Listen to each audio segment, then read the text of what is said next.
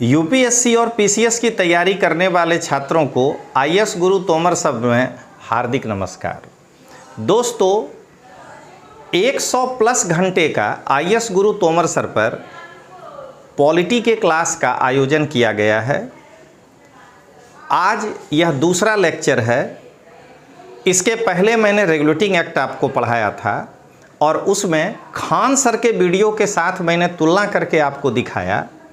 आज आप मेरे नीचे देख रहे होंगे कि दृष्टि आईएएस में पॉलिटी के अंदर पिट्स इंडिया एक्ट में जो वो लोग यूट्यूब पर एक लेक्चर रखे हैं, मैं ये भी बता दूं कि ये जो लेक्चर चल रहा है ये दृष्टि आईएएस के पेन ड्राइव कोर्स का एक डेमो लेक्चर के रूप में यूट्यूब पर रखा गया था। तो अब मैं आपको फिर एक बार कहूँगा कि पहले पिट्स इंडिया एक्ट आप तोमर सर का 40 मिनट का लगभग वो लेक्चर है, देखिए। और उसके बाद यही वीडियो जो पीछे आप देख रहे हैं, ये वीडियो आपको पूरा उसमें दिखेगा। तो मैं छात्रों से यही अनुरोध करूंगा कि वो मेरा पूरा वीडियो देखें और उसके बाद वो खुद अंतर महसूस करें कि 3 लाख रुपया फीस भरने पर क्या गुणवत्ता मिलता है या हमारा जीएस प्रीलिम्स का कोर्स जो है वो मात्र 2499 का है। तो ये वीडियो गौर से देखिएगा और मेरे 40 मिनट के लेक्चर के बाद ये वीडियो फिर से आपको पूरा दिखाई देगा, तो आप देखकर अंतर महसूस करिए। दोस्तों, इस क्यूआर कोड को आप जो है अपने मोबाइल में लीजिए और विश्वास लर्निंग ऐप डाउनलोड करिए। एनसीईआरटी कोर्स क्लास 6 से 12 तक, जिसमें विज्ञान 6 से 10 तक, इतिहास, भूगोल और पॉलिटी 6 से 12 तक, समाजशास्त्र 11-12 का और इकोनॉमिक्स 9, 10, 11, 12 मिलेगा। फीस है 2499 रुपया और इसकी वैलिडिटी है 1 साल की। तो दोस्तों, देर किस बात का, मोबाइल उठाइए और ये क्यूआर कोड डाउनलोड करिए और एनसीईआरटी कोर्स 1 साल तक 1000 घंटे पढ़िए। विश्वास लर्निंग ऐप आपके लिए एक बेहतरीन कोर्स लेकर आया है। वैसे बच्चे जो यूपीएससी की तैयारी कर रहे हैं उनके लिए जीएस प्रीलिम्स का कोर्स है। आप ये बुक्स देख रहे हैं, सारे ऑथेंटिक बुक्स पर आधारित ये कोर्स है और आप इतने अच्छे कोर्स के लिए इंतज़ार मत करिए और ये क्यूआर कोड जो है उसको अपने मोबाइल में लीजिए, विश्वास लर्निंग ऐप डाउनलोड करिए और मात्र 2499 रुपया में 1 साल के वैलिडिटी पर इस ऑथेंटिक किताब को जो है आप अपने जेहन में उतारिए और 2025 के आईएएस के प्रीलिम्स परीक्षा में सफल होइए। अब अगला जो है पिट्स इंडिया एक्ट आया। तो सबसे पहले पिट्स इंडिया एक्ट कितने क्लास 3 के परीक्षा में देखिएगा, या मेरा टारगेट हमेशा राजस्थान और एमपी रहता है क्योंकि सबसे आसान सवाल वहाँ होता है। यही लाइन कितनी बार आया है कि पिट्स इंडिया एक्ट कब पारित हुआ है। तो देखिएगा कि ज़्यादा से ज़्यादा लोग कंफ्यूज कर जाते हैं 1781 में। तो आपको याद रखना है 1784 में पिट्स इंडिया एक्ट पारित हुआ था। तो सबसे पहले ये नोट डाउन भी करते रहिएगा, हम जो बोल रहे हैं वो समय आपको इसी का देते हैं कि आप उसमें लिखिए।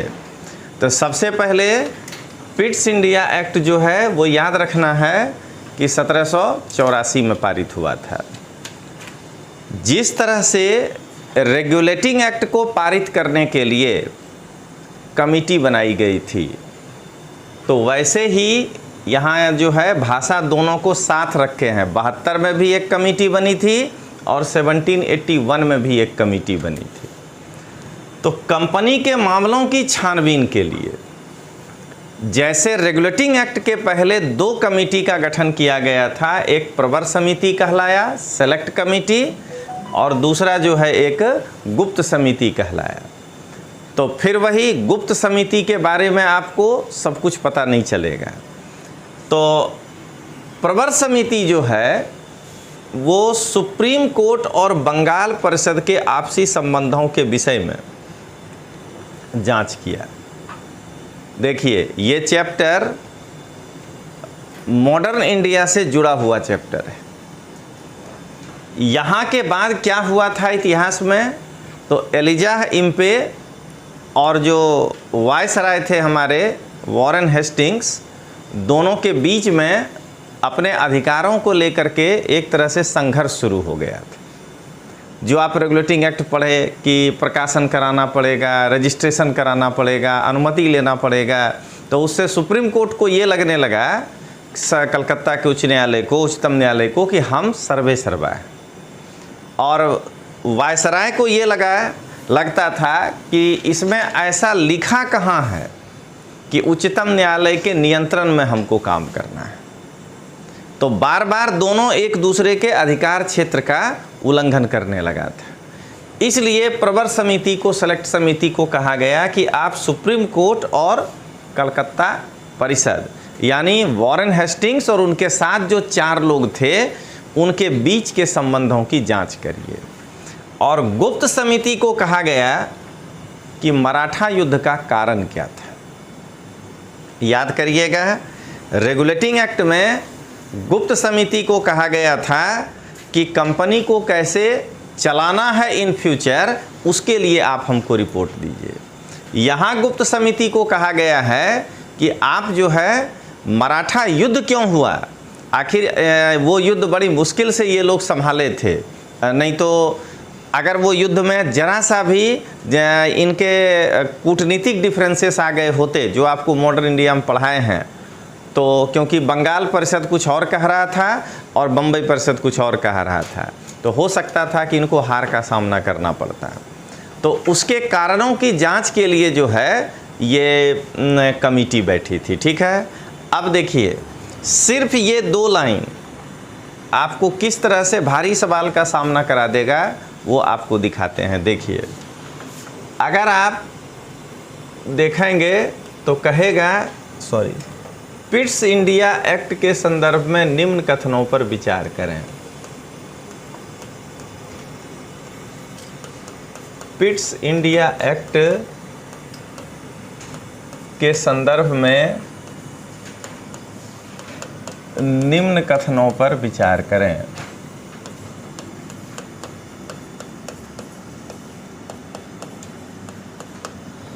देखिए, पहला, इस एक्ट के पूर्व संसद में प्रवर और गुप्त समिति की स्थापना की गई थी।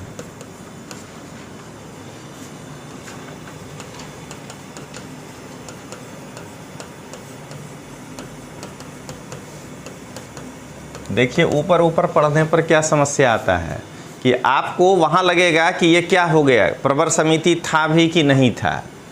दूसरा, गुप्त समिति कंपनी के वित्तीय हालातों की जांच के लिए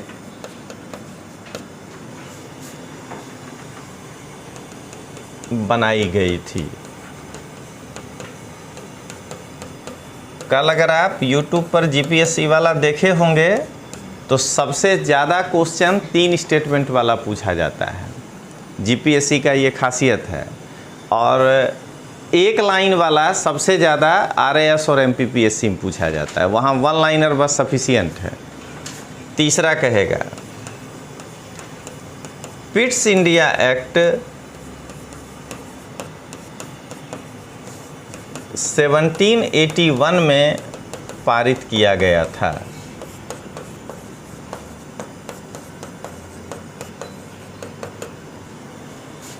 ए,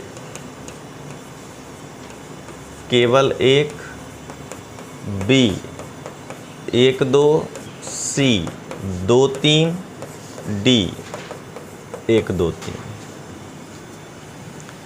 ऐसे 3 स्टेटमेंट दिया।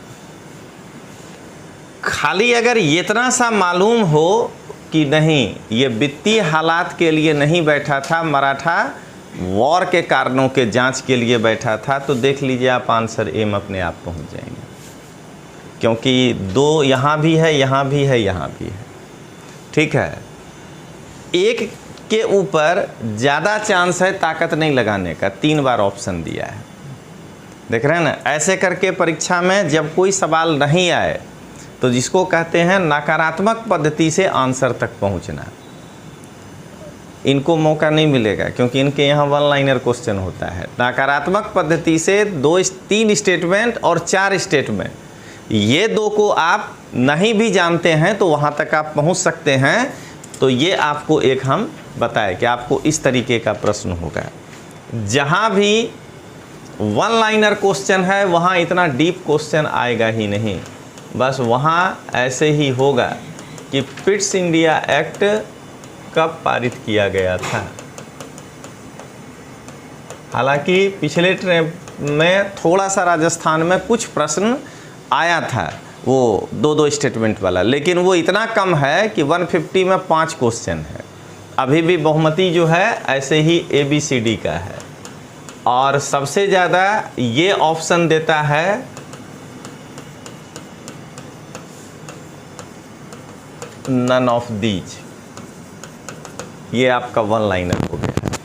तो जब आप इसको ऐसे पढ़ेंगे तो आप इस तरीके से कर पाएंगे। चलिए अब आगे देखें पिट्स इंडिया एक्ट के बारे में। अब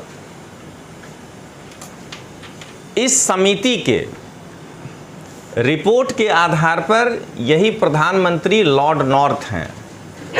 उस समय ब्रिटेन का हालत 1990 वाले भारत का हालत था। बार बार मिलीजुली सरकार बनती थी, किसी एक को बहुमत नहीं दिया जाता था। ये ट्रेंड जो है स्टेट लेवल पे शुरुआत हुआ 2002 के बाद विभिन्न राज्यों में, कि जहाँ भी देख लीजिए सरकार बनता है, ये महाराष्ट्र एक अपवाद हुआ, नहीं तो क्या हो रहा है, जिसको भी सत्ता दिया जा रहा है उसको एक बार में 60% से ज़्यादा सीट मिल जाता है। और उसके बाद क्या है कि जनता 5 साल तक उसका अच्छे से रिव्यू करती है कि तुमको अब मत कहना कि गठबंधन का सरकार था इसलिए हम ये काम नहीं कर पाए। ठीक है, आज अभी देखते हैं ना अशोक गहलोत साहब को रोज़ एक्सक्यूज निकालते हैं कि भाई हम तो 100 ही हैं, क्या करें। तो इंग्लैंड का हालात यही था। हमारा भी राजनीतिक प्रोसेस कहीं भी जाएगा तो एक ही दिशा में, अगर आप उस वे को फॉलो करते हैं डेमोक्रेसी। तो हम भी लगभग 20 साल तक गठबंधन की ही राजनीति में जीते रहे, 1990 से लेकर के 2013-14 तक अपने केंद्र में। तो इंग्लैंड में भी उस समय यही था। तो क्या देख रहे हैं कि लॉर्ड नॉर्थ और चार्ल्स फॉक्स, ये 2 अलग अलग पार्टी के लोग गठबंधन बना करके सरकार बनाए थे। तो ये बिल को कौन पेश करेगा वहाँ के हाउस ऑफ कॉमन्स में, तो नॉर्थ और फॉक्स की संयुक्त सरकार ने। लेकिन रिजल्ट क्या निकला, तो UPA 1 को बहुत मुश्किल से बचाया गया था। इसी पेट्रोल के मुद्दे पर कम्युनिस्ट पार्टी, जिसके पास उस साल सबसे ज़्यादा सीट हुआ करता था, करीब 55 सीट उसके पास आ गया था, वो कहा कि हम समर्थन वापस लेते हैं। तो अगर उस समय RJD और SP समाजवादी पार्टी, ये 2 लोगों के पास उतनी सीटें नहीं होती और अगर वो कांग्रेस को समर्थन नहीं किए होते तो वो सरकार वहीं गिर गई होती। यहाँ वही हुआ कि हाउस ऑफ कॉमन्स में अलग अलग दलों का, छोटे छोटे दल, लेकिन उनके पास इतना बहुमत हो गया कि इस रिपोर्ट को जो ये लोग पेश किए थे पास ही नहीं हो पाया। नतीजा क्या हुआ कि लॉर्ड नॉर्थ की सरकार गिर गई, चली गई। तो उसके बाद आया क्या कहते हैं 1783। ये सरकार क्यों गिरा, तो सरकार इसीलिए गिरा कि इंडस्ट्रियलिस्ट के कठपुतली के रूप में ये लोग सरकार चला रहे थे। क्या कहते हैं, ईस्ट इंडिया कंपनी इतना पैसा पंप कर दिया सभी सांसदों को कि वो लोग जो है विरोध में वोट दे दिए। जो आज हम लोग पंजाब के लिए चिंतित हैं। 2 आदमी को जो राज्यसभा में भेजा गया, 3 एक्सेलेंट आदमी है, समझ गए, 3 एकदम एक्सेलेंट है कि चलो हरभजन अपने क्षेत्र में बहुत अच्छा काम किया। एक IIT का प्रोफेसर है, वो भी बढ़िया आदमी है। लेकिन जिस 2 को लाया है, तो हम लोग भारत में एक नए अंबानी अडानी को देख रहे हैं, अरोड़ा जी के नेतृत्व में। वही पैसा पंप करेंगे और ये पार्टी जैसे जैसे ग्रो करेगी, उनको जो है वहाँ पे उतना लाभ मिलेगा। यही लाभ जो है ईस्ट इंडिया कंपनी लेता था। तो हुआ क्या, 1783 में कंपनी को पैसे का आवश्यकता पड़ गया। तो जैसे ही 1783 में ब्रिटिश सरकार से कर्ज का मांग किया, उस समय प्रधानमंत्री थे पिट। बस पिट को दिमाग में आ गया कि अभी अगर ये कुछ भी किया तो पहले तो इसका पैसा ही नहीं मिलेगा, इसको संसद से हम पास ही नहीं करा पाएंगे। तो यहाँ पर ये पर्दे के पीछे से खेल नहीं कर पाएगा, क्योंकि इसको पैसा चाहिए। तो पिट्स इंडिया एक्ट में हम लोग जो पढ़ रहे हैं वो केवल संवैधानिक विकास, बाकी वो एक्ट में 2 बातें थी। ऊपर था कि कंपनी को धन दिया जाए जिससे कि कंपनी खेल नहीं कर पाए, और नीचे क्या हुआ, कंपनी को रेगुलेट किया जाए। चूँकि धन दिया जाए तो कंपनी पर और ज़्यादा कुछ जो है नियंत्रण लाया जाए। तो इस बिल को जो है वो नहीं कर पाया तोड़ फोड़ वहाँ, और इसलिए यह बिल पास हो गया और हम लोग इसको कहते हैं पिट्स इंडिया एक्ट। वरना ये हो जाता नॉर्थ इंडिया एक्ट, ठीक है ना। तो बड़ा कन्फ्यूजन हो जाता उसके बाद कि उत्तर भारत को संभालने के लिए आया था क्या बिल। तो क्या देख रहे हैं, ये नहीं हुआ और इसीलिए इसको कहते हैं पिट्स इंडिया एक्ट। क्लियर हो गया। जब तक समझाएं तो आपको लिखते जाना है और सुनने का काम कान से होता है, ठीक है ना। तो आवाज़ जा ही रहा है वहाँ तक, तो सुनते भी जाना है। अब आइए इसमें मुख्य प्रावधान क्या क्या था। मुख्य प्रावधान देखिए, सबसे पहले क्या कहा कि ब्रिटेन में अब ईस्ट इंडिया कंपनी को 2 अलग अलग विंग देखेगा। दोहरा प्रशासन का मतलब ये हुआ, एक विंग सरकार का होगा और एक विंग जो है वो कंपनी का होगा। तो कहा कि ईस्ट इंडिया कंपनी के मामले में दोहरे प्रशासन को आरंभ किया गया। देखिए, कंपनी के प्रतिनिधि जो हैं कोर्ट ऑफ डायरेक्टर, वो केवल व्यापारिक मामले देखेंगे। क्यों रखा ये, क्योंकि मराठा युद्ध के दौरान सरकार को ये एहसास हो गया कि दोनों प्रेसिडेंसियों में मत भिन्नता थी। डायरेक्टर जो है केवल अपने लाभ के लिए कि इससे हमको कुछ क्या कहते हैं इकोनॉमिकल लाभ मिलेगा, कोई बढ़िया पॉलिटिकल डिसीजन नहीं ले पाया। पॉलिटिकल डिसीजन हमेशा चुनाव में जीता हुआ आदमी ही लेगा, MP और MLA ही लेगा।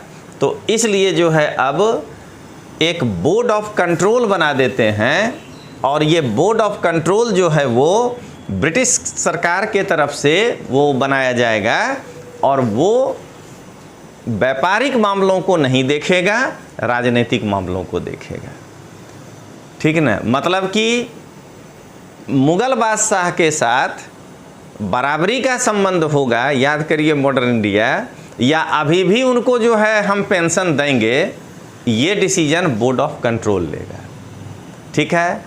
और ईस्ट इंडिया कंपनी यहाँ पर क्या कहते हैं, गड़ी का व्यापार करेगा कि नहीं करेगा, इंडिगो, नील, वो जो है डिसीजन उनके बोर्ड ऑफ डायरेक्टर लेंगे। तो अब अगर कहे प्रश्न, देखिए कैसे ये क्वेश्चन RAS में इतनी बार पूछा है कि वो बेचारा बोलता है कब नहीं पूछना। क्वेश्चन पूछा है कि किस एक्ट के द्वारा ईस्ट इंडिया कंपनी के ऊपर प्रत्यक्ष रूप से प्रथम बार राजनीतिक नियंत्रण स्थापित किया गया। तो ये प्रत्यक्ष रूप से है, क्योंकि रेगुलेटिंग एक्ट को याद करिए, हमेशा पिछला जोड़कर पढ़िएगा। रेगुलेटिंग एक्ट में भी कहा गया था कि चिट्ठी 2 प्रकार के होंगे, एक फाइनेंस विभाग को भेजना है और एक जो है सेक्रेटरी ऑफ स्टेट को भेजना है। लेकिन उस पर सेक्रेटरी ऑफ स्टेट कोई कार्रवाई कर सकती है, ये उसमें नहीं लिखा था। मतलब क्या हुआ, गुजराती में जो कहते हैं जान करना है, केवल बतला देना है उसको। अब क्या कह रहा है कि नहीं, बोर्ड ऑफ कंट्रोल तय करेगा, चिट्ठी आप मत भेजिए। अब जो वायसराय होगा वो राजनीतिक चिट्ठी बोर्ड ऑफ कंट्रोल को भेजेगा, गवर्नर जनरल सॉरी, और जो क्या कहते हैं व्यापारिक चिट्ठी होगा वो जो है वो इसके क्या कहते हैं डायरेक्टर, कोर्ट ऑफ डायरेक्टर को या बोर्ड ऑफ डायरेक्टर को भेजेगा। तो आपको जब भी इस प्रकार का प्रश्न आता है, ये वन लाइनर,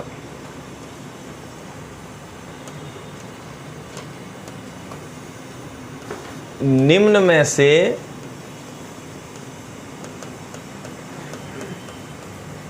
किस एक्ट के द्वारा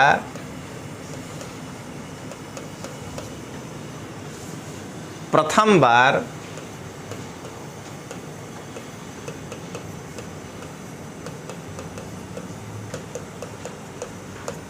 ईस्ट इंडिया कंपनी के ऊपर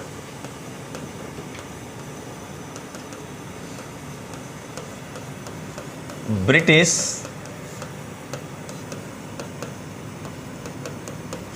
राजनैतिक नियंत्रण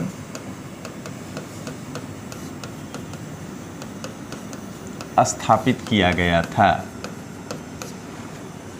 आप ये भी देख रहे हैं कि जीपीएससी में भी कम से कम 8-10 क्वेश्चन वन लाइनर भी था पॉलिटी में, ठीक है ना। हिस्ट्री में सबसे कम है, 3 क्वेश्चन मात्र या 4 है।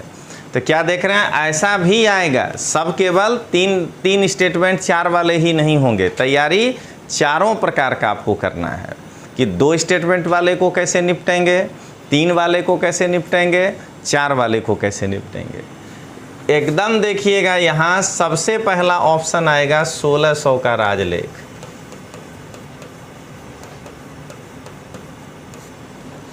ताकि जो एकदम ऊपर ऊपर पढ़ा है वो पहला इसी में टिक मार दे कि अच्छा महारानी जो है चार्टर दी थी, तो महारानी खाली कही थी कि आप जाइए व्यापार करने, आपके साथ कोई दूसरा जो है अलग से नहीं जाएगा, बाकी कैसे व्यापार करिएगा वो आप जानिए, उसमें नियंत्रण नहीं स्थापित किया था। उसके बाद कहेगा 1773 का एक्ट, रेगुलेटिंग एक्ट।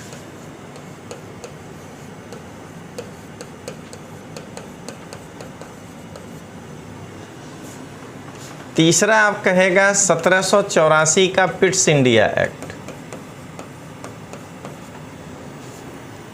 और आपको भरमाने के लिए कि ज़्यादा पढ़ के आ गए हैं, 1833 का चार्टर जरूर दे देगा कि आपको लगे कि अरे वहीं से गवर्नर जनरल वायसराय बना था, ठीक है ना, कहीं ऐसा तो नहीं था। तो उस समय 1 गिलास पानी पी लेना है, गिलास तो नहीं होगा, थर्मस वाला पानी पी लीजिएगा, परीक्षा हॉल में थोड़े गिलास मिलेगा। और उसके बाद ये दोनों को कट कर देना है, उसके बाद ही सोचना है कि इस 2 में कोई होगा, ठीक है। तो चलिए, वन लाइनर क्वेश्चन भी खतरनाक ही होता है, आसान नहीं होता है। तो ये दोनों तैयार कर लिए। मतलब अब कंपनी का अगर स्ट्रक्चर देखा जाए भारत के मामलों में, तो देखिए क्या हुआ। भारत के मामले में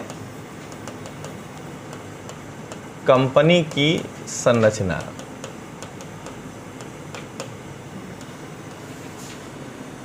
कहा इंग्लैंड में ये 2 शाखा होगा। एक शाखा है बोर्ड ऑफ डायरेक्टर,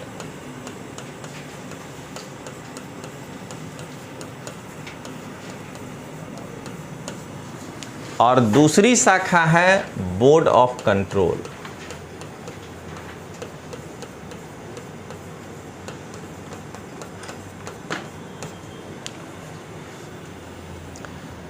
यहां पर लिखना है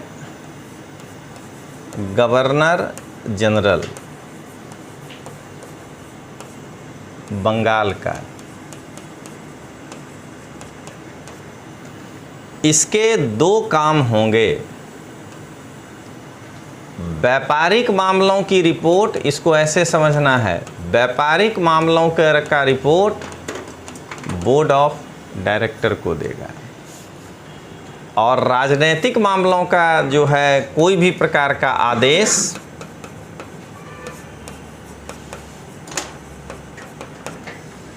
बोर्ड ऑफ कंट्रोल से लेगा। ठीक है ना।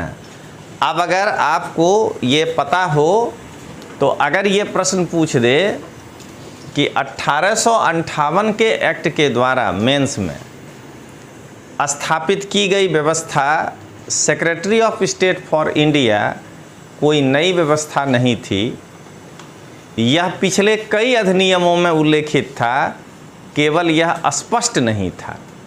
तो रेगुलेटिंग एक्ट में भी जब कह दिया कि सेक्रेटरी ऑफ स्टेट को आप रिपोर्ट करिएगा तो उसमें भी उल्लेखित था। पिट्स इंडिया एक्ट में तो क्लियर कह दिया कि बोर्ड ऑफ कंट्रोल को आपको चिट्ठी भेजना है, तो इसमें भी उल्लेखित था।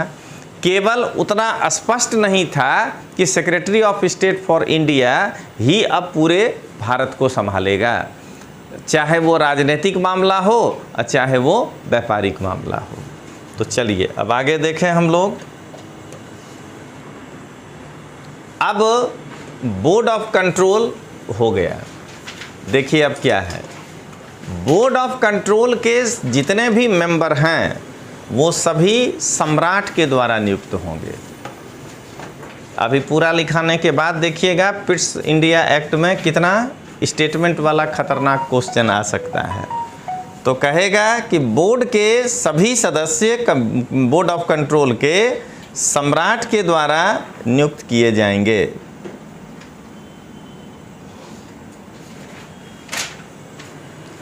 और सम्राट के प्रसाद पर्यंत पद धारण करेंगे। प्रसाद पर्यंत पद का मतलब हुआ इच्छा मुजब, जब तक सम्राट चाहेंगे तब तक।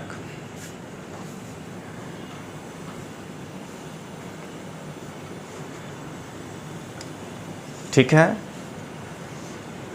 प्रीवी काउंसिल के सदस्य, चांसलर ऑफ द एक्सचेकर के 2 सदस्य और राज्य सचिवों में से 1 सदस्य को बोर्ड ऑफ कंट्रोल में शामिल किया गया। इसका मतलब क्या निकला कि बोर्ड ऑफ कंट्रोल में टोटल ये देखिए 1 2 2 4 5 टोटल 6 होते थे, यहाँ से 2 आते थे प्रीवी काउंसिल के। तो बोर्ड ऑफ कंट्रोल में इसका मतलब हुआ कि टोटल 6 मेंबर होते थे। तो उसमें कौन कौन होते थे? तो प्रीवी काउंसिल के सदस्य होते थे। प्रीवी काउंसिल का मतलब हुआ सम्राट को सहायता करने के लिए उस समय एक छोटा सा मंत्री परिषद था, ठीक ना, एक मेंबर हुआ करता था, उसको कहते थे प्रीवी काउंसिल के सदस्य। यानी जैसे प्रधानमंत्री को सलाह देने के लिए मंत्रियों का समूह है, तो उस समय 2 होते थे। सम्राट को सलाह देने के लिए अलग कुछ मेंबर होते थे और प्रधानमंत्री को वहाँ के सलाह देने के लिए अलग मेंबर होते थे। तो प्रधानमंत्री को सलाह देने के लिए जो मेंबर होते थे वो कहलाते थे काउंसिल ऑफ मिनिस्टर, और जो सम्राट को सलाह देने के लिए कौन होता था उसको कहते थे प्रीवी काउंसिल। ठीक है। तो चांसलर ऑफ द एक्सचेकर के 2 सदस्य और राज्य सचिवों में से 1। सेक्रेटरी ऑफ स्टेट कई होते थे। Secretary of State for India इसीलिए लगा, secretary of State for America जब तक अमेरिका स्वतंत्र नहीं हुआ, secretary of State for Australia, secretary of State for south Africa, जहाँ जहाँ इसका कॉलोनी था उसको देखने के लिए एक मंत्री इनका होता था, उसको कहते थे सेक्रेटरी ऑफ, और उसके बाद डैश कर दीजिए। ठीक है। तो उनमें से भी जो है किसी एक सदस्य को जगह मिलेगा। एक इसलिए रखा कि भारत को देखने के लिए secretary of State for India होगा। यही व्यवस्था ये हम पढ़ रहे हैं अपने यहाँ, यही व्यवस्था अगर ईस्ट इंडिया कंपनी अमेरिका में भी जाकर के अब बिजनेस कर रहा हो तो अमेरिका में भी अगर आज कोई ऐसा क्लास चल रहा होगा तो वहाँ यही पढ़ाएगा कि देखो हमको देखने के लिए secretary of State for America था। समझ गए ना बात को। ऑस्ट्रेलिया में भी यही पढ़ाया जाएगा कि Secretary of State for Australia होता था। ठीक है। केवल वो इतना प्रखर हो के इसलिए नहीं ऑस्ट्रेलिया वाला पढ़ा पाएगा कि बेचारा प्रभुत्व संपन्न नहीं है। अभी आगे बताएंगे सार्वभौम जिसको कहते हैं, महारानी अभी भी मोहर मारती हैं उसके क्या कहते हैं बिल जो पास होते हैं संसद में, तो महारानी का सिग्नेचर होता है, इसीलिए वो अभी भी सार्वभौम देश नहीं है, वो देश स्वतंत्र जरूर है। तो चलिए अब आगे देखें। तो इतने लोगों को बोर्ड ऑफ कंट्रोल में जगह दिया गया, वो सम्राट के द्वारा नियुक्त होते थे। इसका मतलब क्या हुआ कि बोर्ड ऑफ कंट्रोल के ऊपर एक तरह से संसदीय नियंत्रण नहीं था, क्योंकि वहाँ का सम्राट अपने संविधान के उस आर्टिकल के तहत नहीं बंधा हुआ था कि काउंसिल ऑफ मिनिस्टर के सलाह पर ही काम करेगा। तो जब ब्रिटेन के काउंसिल ऑफ मिनिस्टर के सलाह पर काम नहीं करेगा, तो इसका मतलब सम्राट अपनी मर्जी से उस समय कोई भी निर्णय ले सकता था। तो इन मेंबरों को नियुक्त करना हो या हटाना हो, ये सरकार का, ये सम्राट का व्यक्तिगत निर्णय होगा। केवल सम्राट को ये देखना है कि जो लीजिएगा 2 मेंबर वो प्रिवी काउंसिल का ही 2 होना चाहिए, ये गाइड किया गया। कौन होना चाहिए ये उस समय की सरकार तय नहीं कर पाएगी, सम्राट अपनी मर्जी से तय करेगा, ठीक ना। चांसलर ऑफ द एक्सचेकर जो होंगे उनमें से 2 सदस्यों को लेना होगा, लेकिन किसको पिक करेगा वो वहाँ का सम्राट उस समय के प्रधानमंत्री से पूछकर नहीं करेगा, क्योंकि वहाँ के संविधान में ये नहीं लिखा हुआ है कि सम्राट मंत्रिपरिषद के सलाह पर ही काम करेगा, ठीक है। आज लिखा हुआ है, हम पिट्स इंडिया एक्ट की बात कर रहे हैं कि उस समय ऐसा नहीं लिखा हुआ था। चलिए अब आगे बढ़ें। तो आज जो है स्थिति कुछ कूल है कि आप लोग लिख भी ले रहे हैं, अब बात भी समझ ले रहे हैं। पहला दिन थोड़ा होता है दिक्कत, उसके बाद धीरे धीरे आदमी एडजस्ट हो जाता है। देखिए अब कहता है कंपनी को भेजे जाने वाले आदेश निदेशक मंडल द्वारा केवल बोर्ड ऑफ कंट्रोल के अनुमोदन के पश्चात ही भेजे जा सकते हैं। कारण समझिएगा कि कंपनी को कह दिया गया कि आप केवल व्यापारिक मामले देखेंगे, राजनीतिक मामला बोर्ड ऑफ कंट्रोल देखेगा, लेकिन कंपनी के चिट्ठी में व्यापारिक आदेश है कि राजनीतिक आदेश है, इसकी जांच कौन करेगा। आप प्रश्न पूछ लेते हैं ना, जब आपसे कोई कहता है कि भाई आप सेकुलर हैं कि नहीं, तो उसको कहते हैं कि नहीं कि सर्टिफिकेट बांटने का आपको मिला है अधिकार, मिला है तो दीजिए। तो वैसे ही अगर ये लाइन नहीं लिखा जाएगा तो कंपनी का बोर्ड ऑफ डायरेक्टर जो पत्राचार कर रहा है यहाँ के गवर्नर जनरल से, उस पत्र में व्यापारिक बात लिखा है कि राजनीतिक बात लिखा हुआ है, ठीक ना। तो इसलिए बोर्ड ऑफ कंट्रोल के पास भेजिए, बोर्ड ऑफ कंट्रोल उसको पढ़ के देख लेगा कि हाँ ये केवल व्यापारिक आदेश है, तो आपको जो है चिट्ठी यहाँ भेजने देगा। एक बार अपने को रिवाइंड करिएगा और नीति शास्त्र में चले जाइएगा। बोर्ड ऑफ कंट्रोल के सदस्य को कितना बड़ा भ्रष्टाचारी बना दिया गया, जरा ये सोच के देखिएगा कि बोर्ड ऑफ कंट्रोल का मेंबर बोर्ड ऑफ डायरेक्टर को, उसके पास तो अथाह पैसा है, वो तो अंबानी है, कहता होगा कि महीना में 2 लाख भेज देना, नहीं तो तुम्हारे हर चिट्ठी को हम यही कहेंगे कि राजनीतिक चिट्ठी है। अगर कहवाना है कि व्यापारिक चिट्ठी है तो एक काम करना, महीना में 2 लाख रुपया भेज देना, समझ गए। यानी भ्रष्टाचार की शुरुआत सत्ता से होती है। आप देखिएगा आईएएस में एक बार प्रश्न पूछा है कि सत्ता मनुष्य को तानाशाही और भ्रष्टाचारी दोनों बनाता है। अगर आपको ये लग जाए कि हम जो ये काम कर रहे हैं इसको कोई पूछने वाला नहीं है, तो आप भी उतना ही बड़ा भ्रष्टाचारी हो जाइएगा। मौका नहीं मिल रहा है इसलिए आप ईमानदार बन के बैठे हैं।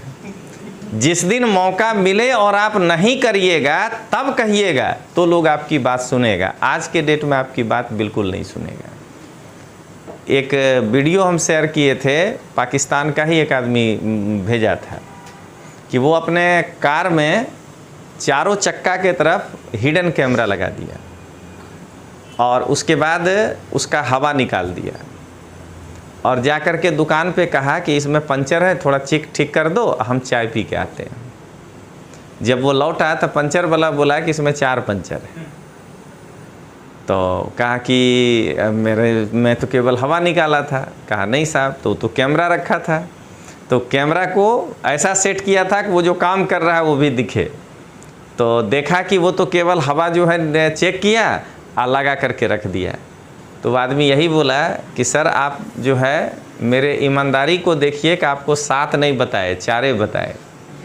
अगर 7 पंचर बता देते तब हम बेईमान होते। मतलब अगर उसको 4 पंचर का ही पैसा खाने का मौका मिला तो वो जो है 4 पंचर खा गया। कहा कि हम एक बार एसी का एक तार खाली काट दिए, काट करके ले जा करके अपना पूरा ये बता रहा था कि भ्रष्टाचार का हम विरोध करते हैं, लेकिन हमारे ऊपर जब आता है तो हम करने से नहीं चूकते हैं, इसलिए भ्रष्टाचार खत्म नहीं होगा। तो कहा कि तार काट के दे दिए। अगले दिन आया कि 11,000 रुपये आपको देना है, कंप्रेसर जल गया है। ये तो काटा था तार, तो कहा कि रुको तुम्हारे सामने हम तार जोड़ते हैं, देखो मेरा फ्रिज काम करने लगेगा। तो जब तार जोड़ दिया तो कहा कि क्या करें साहब, ये तो हमारा बिजनेस है। लेकिन वही बिजनेसमैन चाय लेकर के कहेगा कि मोदी भ्रष्ट है, या जो भी राजा होगा कहेगा कि ये आदमी भ्रष्ट है। लेकिन हकीकत में उसको जितना रेंज मिला भ्रष्टाचार करने का, उतना भ्रष्टाचार वो भी कर रहा है। तो सत्ता आदमी को भ्रष्ट बनाता है। इससे ज़रा देखिएगा, एक्चुअली नीति शास्त्र का आंसर क्यों नहीं लिख पाते हैं आप? क्योंकि आपके पास कुछ हिस्टोरिकल ऐसा फैक्ट्स नहीं होता। उसमें तो सब कुछ लिखना है ना, वो ओपन एंडेड है कि देखिए पहले भी ऐसा होता था, जहाँ भी सत्ता मिला वहाँ पे भ्रष्टाचार ही पनपा है। तो ये जो है बोर्ड ऑफ कंट्रोल पक्का उसमें भ्रष्टाचारी हो गया होगा, और ईस्ट इंडिया कंपनी नहीं। तो 1784 के बाद ईस्ट इंडिया कंपनी जो युद्ध लड़ा है, क्या सभी लेटर बोर्ड ऑफ कंट्रोल का ही था उसके पास? आप लोग तो खाली BL ग्रोवर पढ़ते हैं ना, हम लोग को तो अब राजनीतिक जवाब भी देना है। तो ओरिजिनल फाइल भी खोजना शुरू किए हैं, वो भी पढ़ना शुरू किए हैं।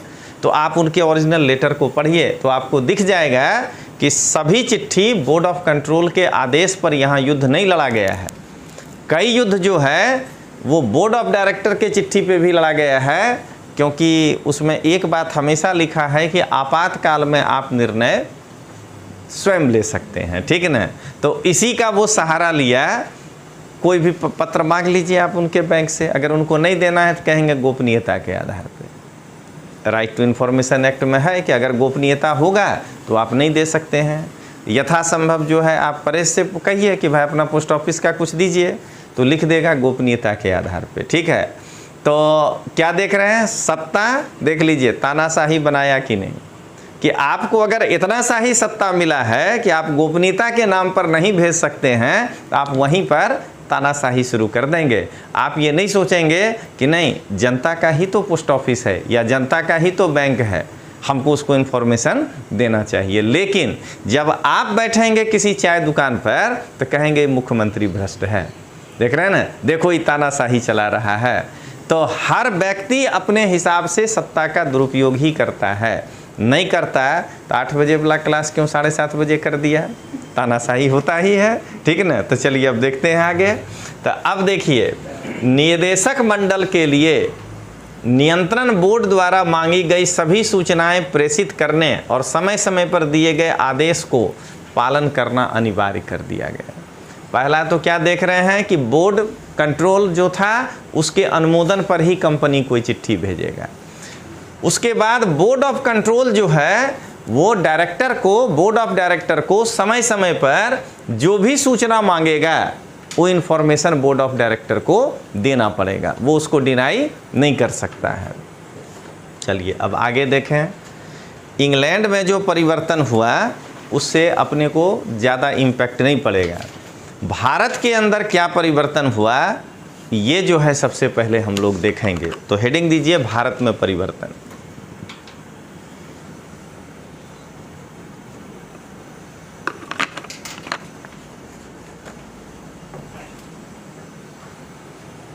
देखिए भारत में सबसे पहले क्या किया गया, ये जो प्रांतीय शासन है, मतलब कि ये तो कन्फर्म ही कर दिया गया है रेगुलेटिंग एक्ट के द्वारा कि बंगाल का गवर्नर जनरल मद्रास और बम्बई के ऊपर उसका आदेश चलेगा।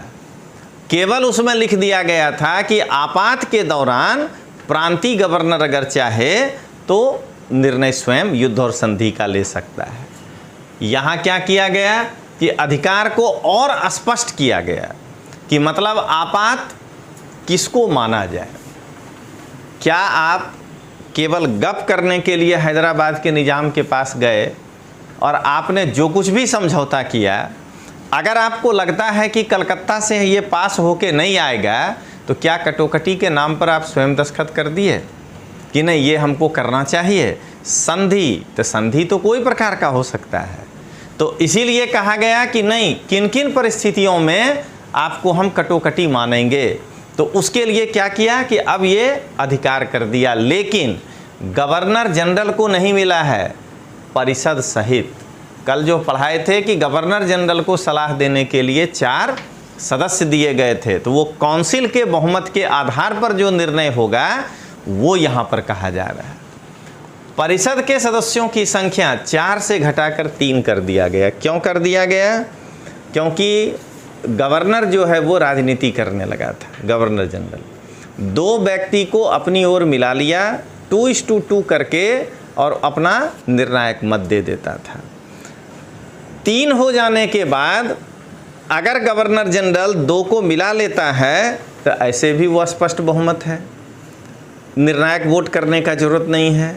अब 3 आदमी में अगर 2 हमेशा विरोधी रह जाए तो गवर्नर जनरल अपना राजनीति नहीं कर पाएगा। एक तरह का चेक एंड बैलेंस कर दिया गया। आज जो है 3 लोगों में से मालूम है कि 2 हम अगर एक तरफ हो जाएं तो अब गवर्नर जनरल का निर्णायक मत नहीं चलेगा। उस समय 2 लोगों को ये मालूम था कि हम अगर 2 अलग होंगे तब भी हम अपनी बात नहीं रख पाएंगे, क्योंकि कास्ट वोटिंग गवर्नर जनरल का होगा। इस कारण से गवर्नर जनरल जो है कि बात ये चारों लोग मानते थे। 3 करने का मकसद ही यही हुआ कि 2 आदमी कभी भी अलग हो करके गवर्नर जनरल के विरुद्ध डिसीजन दे करके उसके प्रभाव को निष्प्रभावी कर सकता है। तो इसलिए याद रखना है, ये वाला बार बार परीक्षा में आता है कि पिट्स इंडिया एक्ट के द्वारा बंगाल के गवर्नर जनरल के परिषदों की संख्या कितनी निर्धारित की गई थी। तो एक तो 5 लिखेगा ही कि अगर आप नहीं पढ़ के गए हैं, रेगुलेटिंग एक्ट ही खाली मालूम है, तो आपको लगेगा अरे बढ़ाया जाता है ना दिनों दिन, तो कहीं 4 से 5 तो नहीं किया था, ठीक ना। एक 3 रहेगा, एक अपरिवर्तित भी रहेगा, तब जाकर के चौथा ऑप्शन कोई और देगा। चलिए आगे बढ़ें। अब इसका महत्व क्या था?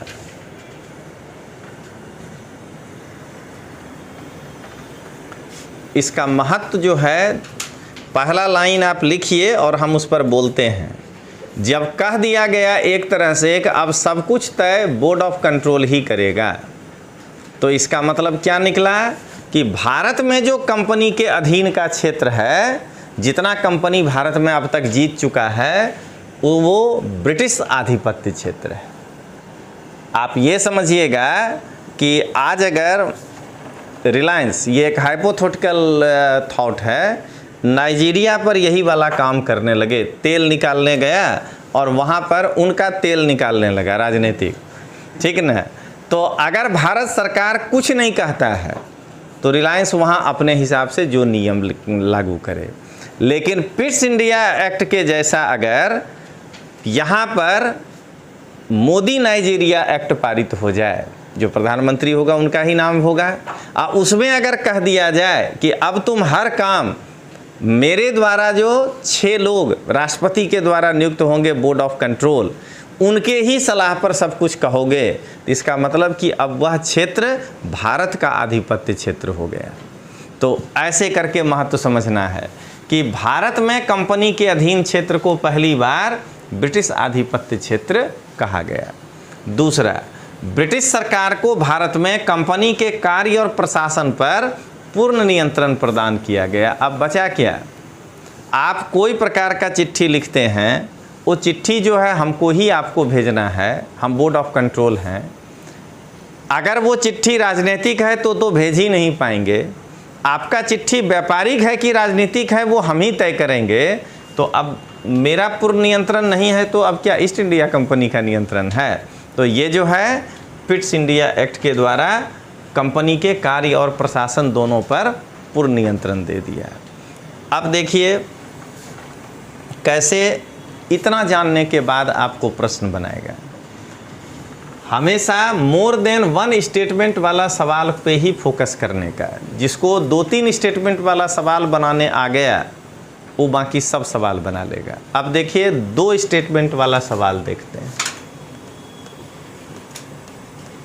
पिट्स इंडिया एक्ट के संदर्भ में निम्न में से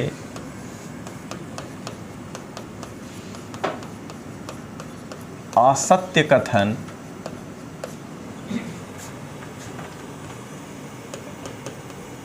कौन से हैं? पहला, इसने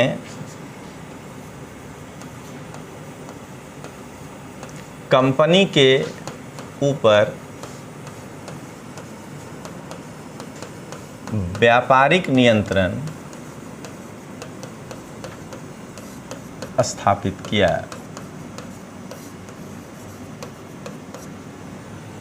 दूसरा, इसने भारत को कंपनी द्वारा जीते गए क्षेत्र के लिए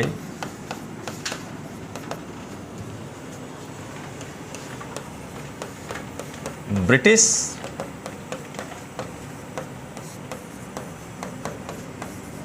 आधिपत्य क्षेत्र के रूप में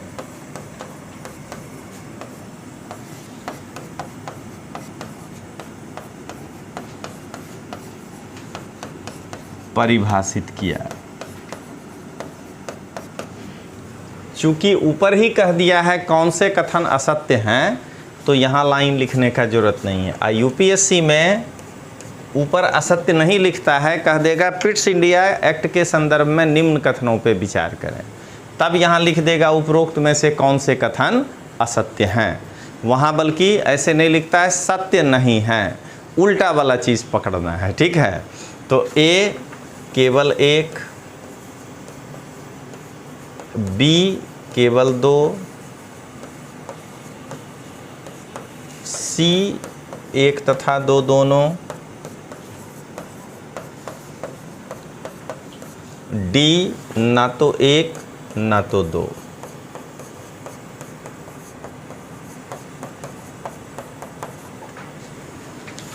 तो क्या देख रहे हैं, कंपनी के ऊपर व्यापारिक नियंत्रण स्थापित किया। ऐसा डायरेक्ट नहीं कहा है, उसको कहा है कि आप चिट्ठी देख के ये बताइए कि ये राजनीतिक चिट्ठी है कि व्यापारिक है। लेकिन अगर वो ये कह दे कि ये व्यापारिक चिट्ठी है, तब तो वो बोर्ड ऑफ कंट्रोल के ही कहने पे जाएगा।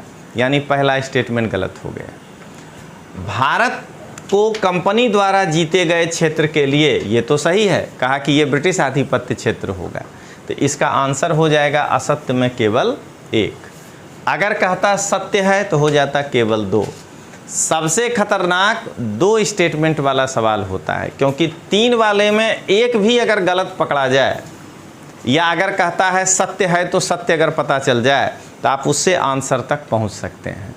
2 वाला में अगर ये गलत है और ये आपको नहीं मालूम है, तो कहीं अगर दूसरा भी गलत निकल गया तो ये अपने आप आंसर सी हो जाएगा।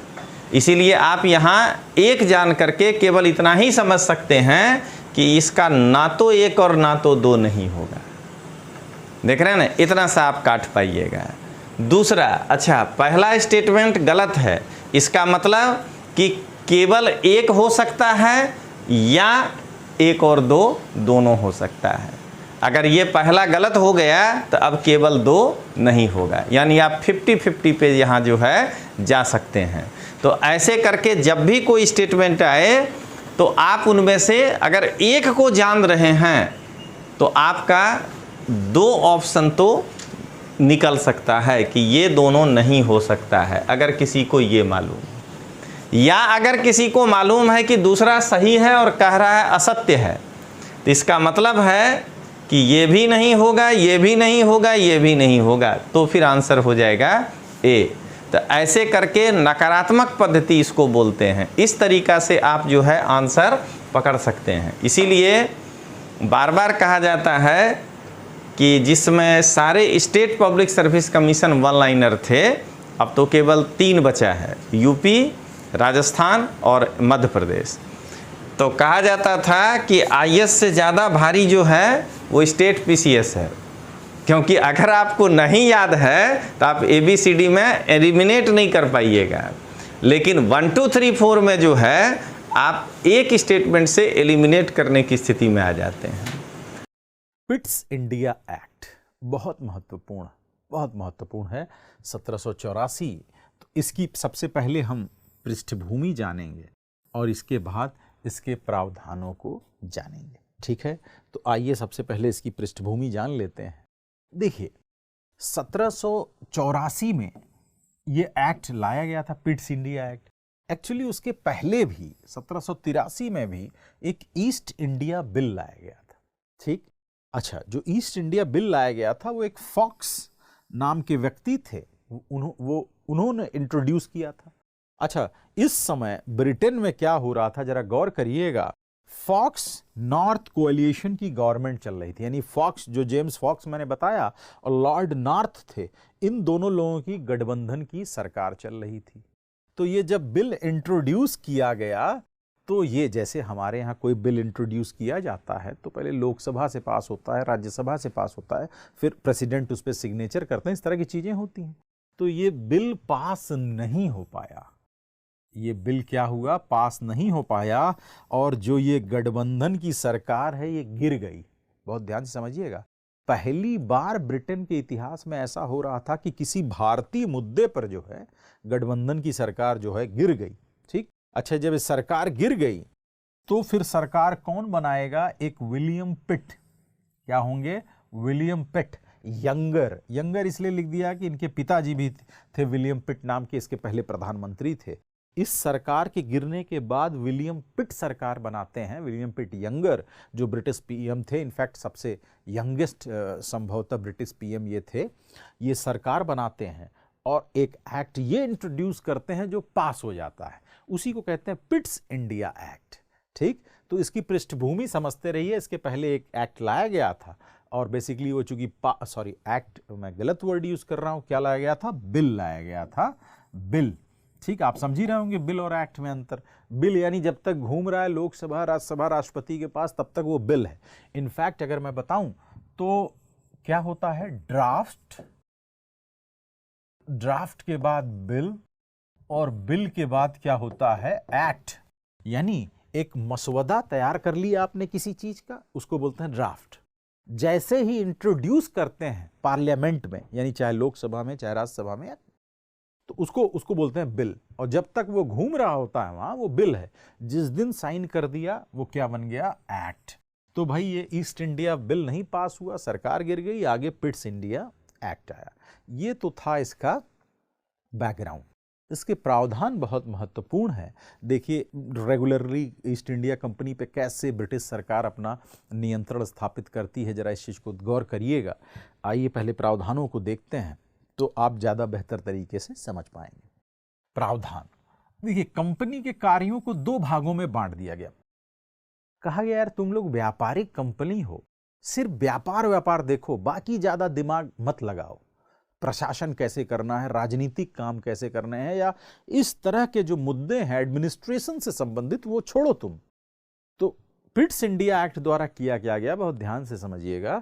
कंपनी के कार्यों को 2 भागों में बांट दिया गया, एक व्यापारिक और दूसरा राजनीतिक, सैनिक, राजस्व से संबंधित मामले तमाम। ये काम तो कंपनी के हवाले रहने दिया गया, कहा तुम लोग खाली व्यापारिक काम देखो। तो जरा गौर करिएगा, धीरे धीरे ये ब्रिटिश सरकार कैसे कंपनी पर नियंत्रण स्थापित कर रही है। मैं पहले भी इस तरह की चीजें बता चुका हूं। 1773 से नियंत्रण की शुरुआत होती है।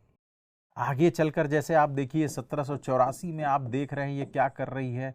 आगे 13 में व्यापारिक एकाधिकार समाप्त, 33 में पूर्णतः समाप्त, 2053 में भी कुछ होगा, मैं वही बताऊंगा। यानी यहाँ रिन्यू नहीं किया जाएगा, मैं समझाऊंगा 20 साल के लिए, और 1858 में तो कंपनी से शासन ही ले लेगी कि हटाओ तुम, अब डायरेक्ट हम लेते हैं। तो ग्रेजुअल कह लीजिए नियंत्रण करते करते वो ब्रिटिश सरकार अपने हाथ में ले लेगी।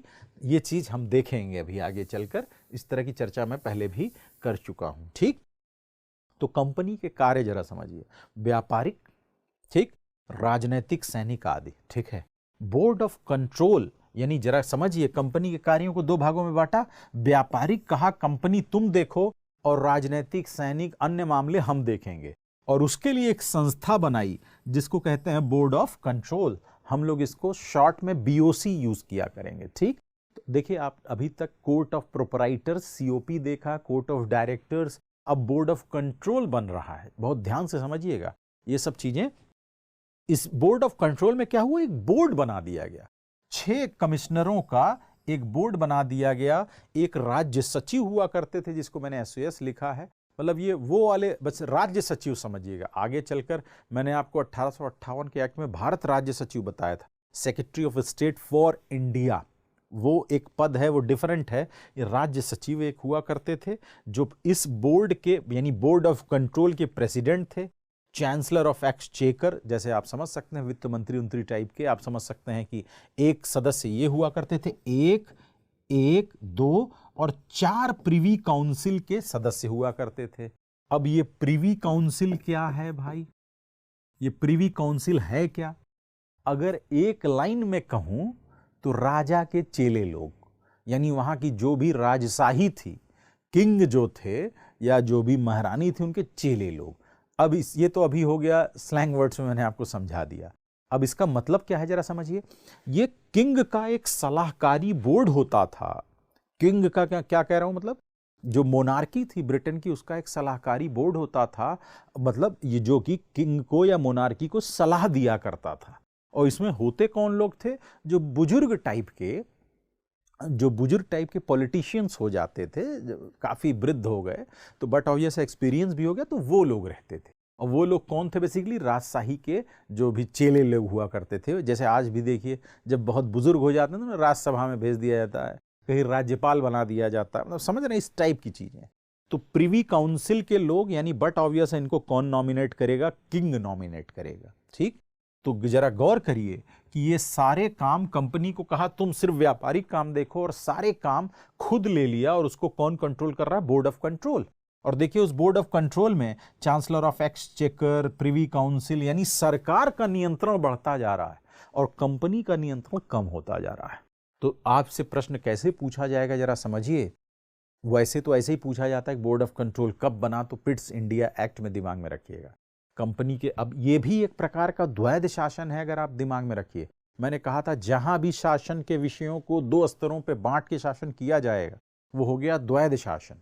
ठीक, कहीं भी ऐसा हो तो ये भी एक तरह का द्वैध शासन है। और सरकार का, ब्रिटिश सरकार का कंपनी पर नियंत्रण स्थापित करने का कह लीजिए फंडा है धीरे धीरे। ठीक है, तो ये चीज आप समझ गए होंगे। आइए कुछ चीजें और देख लेते हैं हम इसमें। इसी पिट्स इंडिया एक्ट में जरा सा गौर करिएगा क्या किया गया था। गवर्नर जनरल की परिषद के सदस्यों की संख्या फिर 4 से घटाकर 3 कर दी गई थी। देखिएगा, जो भी रेगुलेटिंग एक्ट की कमियां थीं वो धीरे धीरे दूर की जाएंगी। इस चीज को बहुत समझिएगा ध्यान से। 1781 में एक लफड़ा था, क्या था, governor general plus council versus supreme court. इसको दूर करने का प्रयास किया गया। दूसरा एक्ट आया, पिट्स इंडिया एक्ट 1784 में। इसमें जो एक झंझट थी, क्या, गवर्नर जनरल और उसकी काउंसिल, उसको दूर करने का प्रयास किया जा रहा है। ठीक, देखिए, और इसी में कंपनी ने डिक्लेयर किया कि हमारा उद्देश्य व्यापार है, विस्तार नहीं है। और मतलब कहने का मतलब क्या कि उस समय अगर आप गौर करिए 1784 के टाइम में, ठीक है, मतलब काफी कंपनी ने युद्ध छेड़ रखे थे। ठीक है, जरा गौर करिएगा, जो आपने सब युद्ध जो पढ़े हैं, मतलब तमाम तरह के 1757 प्लासी, बक्सर, बेडारा, जो भी आंग्ल फ्रांसीसी संघर्ष, मराठों से संघर्ष 1700 मतलब 82 से अपना तमाम इस तरह के जो भी 75 से 82 चल रहे हैं, सब संघर्ष चल रहे थे। तो कंपनी ने एक डिक्लेयर किया कि हमारा उद्देश्य क्या है, व्यापार है, विस्तार नहीं है। ठीक, इसी में ब्रिटिश ईस्ट इंडिया कंपनी को सलाह दी गई कि कुछ स्थायी टाइप का भूमि प्रबंध करो यार, मतलब जहां से एक रेगुलर इनकम आती रहे। क्या कभी एक साल 5 रुपए भेजते हो, दूसरे साल 500 रुपए भेज देते हो, कभी फिर 1 रुपया भेजते हो, ऐसे नहीं चलेगा। कुछ अपना एक फिक्स करो, स्थायी भूमि प्रबंध करो, ताकि एक आय निश्चित हो सके। जब तक आय निश्चित नहीं होगी तब तक हम प्लान कैसे कर पाएंगे, जरा समझो इस चीज को। तो देखिए, सलाह दी जाती कि स्थायी भूमि प्रबंध हो, स्थायी भूमि प्रबंध हो। और ये कब सलाह दी जा रही है? 1784 में। आगे आएगा 1786 में कॉर्नवालिस, अभी बताऊंगा, स्पेशली इसी के लिए एक एक्ट लाया जाता है। और ये 1793 में क्या करेगा? स्थायी बंदोबस्त, यानी भूमि का स्थायी बंदोबस्त, या जिसको परमानेंट सेटलमेंट कहते हैं, वो लागू करेगा। पहली बार ये सलाह कब दी गई थी? पिट्स इंडिया एक्ट में, जानते रहिएगा। इसके अलावा देखिए, जरा सा गौर करिए, अभी तक जो कंपनी के क्षेत्र थे, कंपनी के क्षेत्रों को कहा जाता था कंपनीज टेरिटरी। क्या मैं कह रहा हूं, इस चीज पे बहुत गौर करना है। कहा जाता था कंपनीज टेरिटरी ऑफ इंडिया, यानी भारत के जो कंपनी के क्षेत्र हैं।